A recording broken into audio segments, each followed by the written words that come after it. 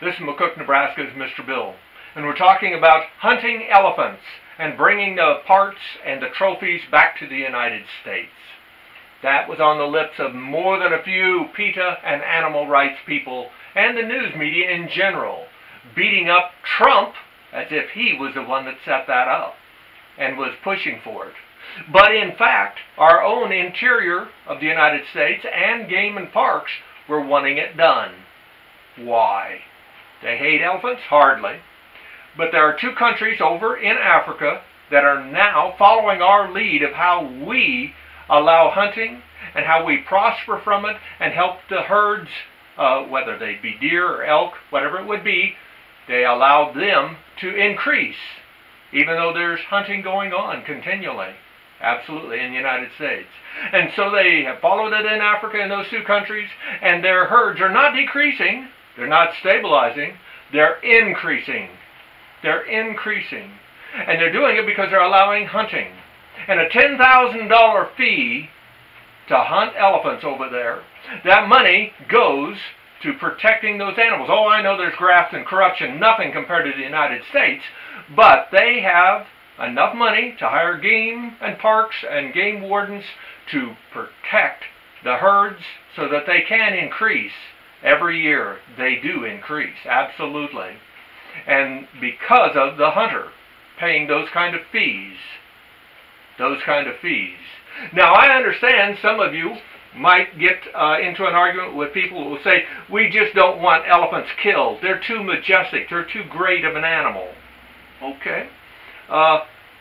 So are mosquitoes. So are flies. How about ticks? I'm just saying that, for example, mosquito lives matter. And yet, your country, your state, your county, your city kills them by the trillions. Trillions. The game is afoot. And animal rights will then come back and say to you, well, there's so many of them, it doesn't matter. And I would point out then that, okay, that means as long as they have a sustainable herd in the mosquito line, it's okay to kill them by the trillions. It's okay to kill them in those kind of numbers. Then why isn't it in a same level playing field, if you want it that way, if the elephant populations are increasing, why can't we take those for trophies, take them for trophies, and the meat? Well, the meat goes to the local people in those given countries. So everybody wins. More game wardens there to protect them from the poachers, allowing them, the herds to increase, and the hunters to be able to take trophies. I said they'll take trophies. And that's the name of the game on that. I would finish by simply saying, my wife is a deer hunter. That's right. My wife's a deer hunter. Absolutely. Taken over 40 deer in her lifetime. 40. She is a good shot, without question. And she's put a lot of meat on our table. I'm not the hunter of the family, but she is. And a lot of women are, as far as that goes.